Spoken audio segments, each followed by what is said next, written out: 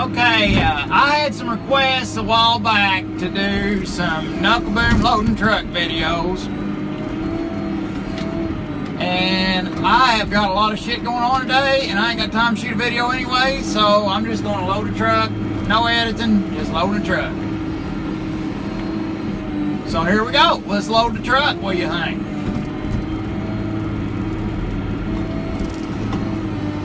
Ooh, baby. Use. And I ain't been riding boom lately, so I kind of suck on it, so my timing's way off. Been running that excavator a bit. It messes with me on the boom now. Boom's a little weaker in the swing and lift, and it's slower. The excavator's just more responsive. But I tell you what, I like this boom. This, as far as the boom goes, this is a good boom. Been real happy with this thing. It's a 559 cat. It's a circle saw machine, which means it's got auxiliary pump on it for running the circle saw. And I don't know if the auxiliary pump is piston or not. I think it is. It's variable displacement piston, I believe. I think every pump on the machine's variable displacement piston pumps. But they're still open-centered hydraulics, but now the saw has a piston motor on it, which they made them with the piston motor on them. Hancock started making them that way, and I love it. That's a damn good saw them boys made us. But I don't know what else to talk about. Hell, I ain't really used to talking seriously. But hey, I got a bunch of response with the damn logger story. I couldn't believe that. I got a whole shitload of stories I could tell, but I gotta get in the right mood to tell them, or they ain't worth the hoot anyways. But I got a couple of them recorded, but I need some editing on them. One of them's too long, one of them I get it dragging it on a bit. I need to put that in a separate little spot. Put that for chipper food.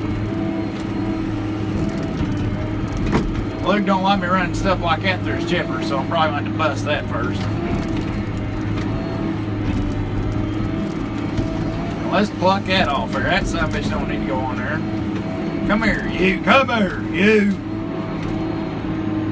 Now this ain't easy on the old tines. Doing them hard plucks like that.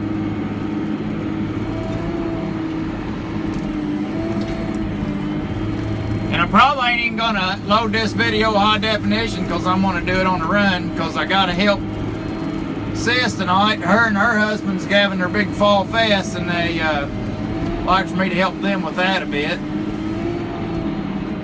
So I ain't gonna be at home tonight and have a chance to even load it up HD, you know. I just kinda gotta go on the fly, or whatever. When you're loading a log truck, on these, you know, everybody's got different ways of logging, and if you get into what they're doing and understand what they're doing, you see why they're logged the way they log. But everywhere you go, it's completely different. Everything's different because of geography, the type of timber, your type of markets you're after, and the type of size of jobs. Oh hell, the laws, you know, everything monitors and changes everything all over the United States as far as logging goes. Now here, we run mostly short log. You know, we process our logs in the woods instead of taking them in tree length in this area. Now there's one company that does tree length in this area, which they may be onto something the rest of us don't know about. But and they very well could be. I've tried to wrap my head around that a few times. It makes sense what they're doing. But the thing about loading short logs is you can't, like on a tree length log truck, you tend to put the headache rack on the back of the cab of the tractor. So when you load up your wood, they like to hang it out over the fifth wheel a little bit, up into the catwalk, so you can get your weight thrown up on the tractor. See, when you're loading a trailer, you always got to push your weight up towards the tractor. And I ain't going to explain the geometry of the way a trailer is, but you don't just load the front the same as you load the back. You got to jack up the front, you got to taper down the back. That's just how, it don't matter if you're driving a box van, if you're driving a log rack, if you're driving flatbed. The only thing to change that is a spread axle, which you can't run a spread axle on daily hauls because you'll rip the son of a bitch to pieces. Because a spread axle, just like you'd think, every time you turn it is hard as hell on a spread axle. So, this is going to be my last log up front. We're only loading this 2-bump because she got rid of all the short logs this morning. Now, your logs tend to be, well, I ain't going to get into all that. I ain't going to tell you how logs are processed. That's for everybody else to figure out on their own. Well, there you go. Where's the front rack?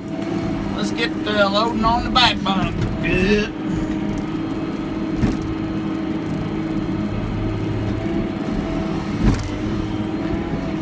But anyhow, on these short logs, that's what I was trying to get at. On these short logs, you tend to run your headache rack on the trailer because you go to unload a short log and something goes wrong. Hell, there's nothing to keep it from upending and falling on the fuel tank of the tractor. And then there you got a fuel spill, you know, or something, you know, tearing the hell out of the tractor. So you tend to run your headache rack on the trailer, which when you run the headache rack on a trailer, you can't get your wood pushed up over that catwalk on the tractor like you need to throw that weight up there on the truck. So that's kind of a disadvantage, but it just is what it is, you know. I've had people call me, "You stupid bastards, you need to be putting the rack on the truck, take the rack off the trailer." Well, a popper gets slimy and they get only 10 foot long, and them son of a bitches go everywhere. I'd like to see how it works out on a tractor without a rack on the front of the trailer, because that'll end up sitting on your drive shaft of the tractor and your fuel tank and everything else. Them son of bitches squirt out like a pile of bananas when you grab them in the spring. Just don't work in our application, you know. But you can see why other people would love to have it in their application. Now, hell, I'd like to use in our application because you put your weight on your tractor better. But it just don't work. Something that works in one spot just don't work in another. Well said over there, you. Hey, goddamn low.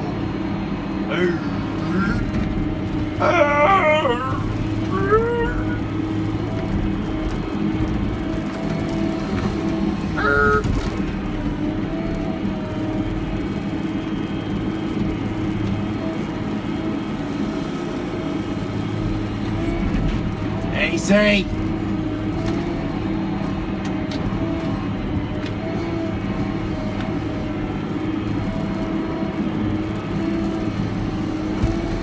I think we're really going to love that excavator when it comes to doing this type of shit. I bet once the logs get short, that excavator will really shine with that grapple. Because there's things that slows you down in regular dangle mount grapple, they won't slow you down on that rigid mount jobby. So I could see that bad boy being a bit faster.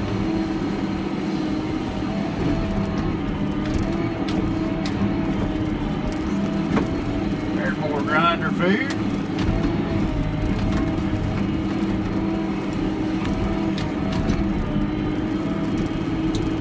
It takes a lot. There's a lot more of a learning curve to a dangle mount grapple because you got to work with gravity and momentum and physics and stuff to make the grapple do the things you want it to do. You know, it ain't just connected on the end like a bucket. You know, it took me forever to quit beating on shit with this thing. Not with this, with the Serco. I'm sorry, John, we beat on stuff the Serco was learning.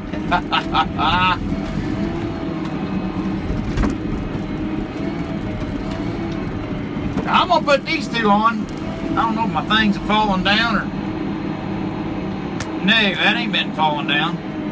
I'm gonna put these two on and run check my gauges real quick and we'll see where we're at. Because I think I'm probably just a shade ass heavy. We'll see where that's at.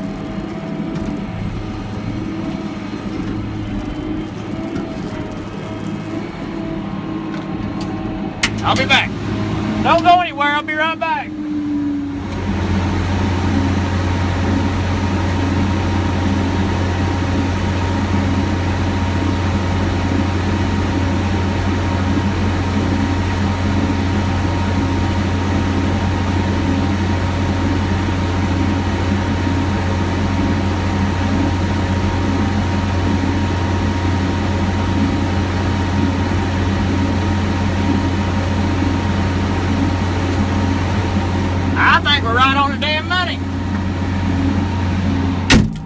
but we're just a hair heavy. I think I'll take this one log I just put on right back off. Tractor's perfect. Trailer, see right there, look how much lower I got the trailer loaded. And right there is legal on the trailer. But look how much higher I got the tractor bunk loaded, if you can see good enough. And that makes the tractor legal. So if that gives you an idea of how you got to push your load up to the front of the truck. You know, and also, on the back, you can see, like right here, see how I hung the logs off the back of the trailer a little bit? That cantilever's that weight back, so it's even worse than it looks like it is as far as distribution.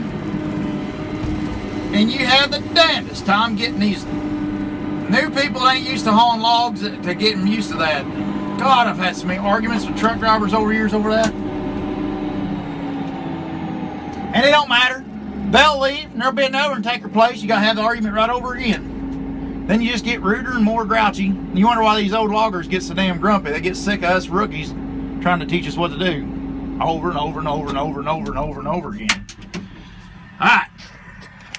Let's fit the guck out of here. Now here's my new camera mount. What do you think of that bad boy? I tell you what, that's a Pilot truck stop camera mount. Modified. Put some screws in it. That bad boy is worth, I don't know what that thing would resell for, about $400 bucks. Right there. Hell, I bought it for 24 bucks, but after I modified it, I'd say I'm gonna ask about 200 out of it. Alright, let me chain this down and get the flock out of here. Well, here you go, boys. See, here's how I'm doing this. If you guys ask me, that actually needs to be on 73, and it's about 74 and a half. And the tractor needs to be on 68. And it's a little under 65, but once I pull over the hill, that'll drop 2, and that'll raise about 3 or 4. So it'll be about right once I drop over the hill with this. Later on, guys.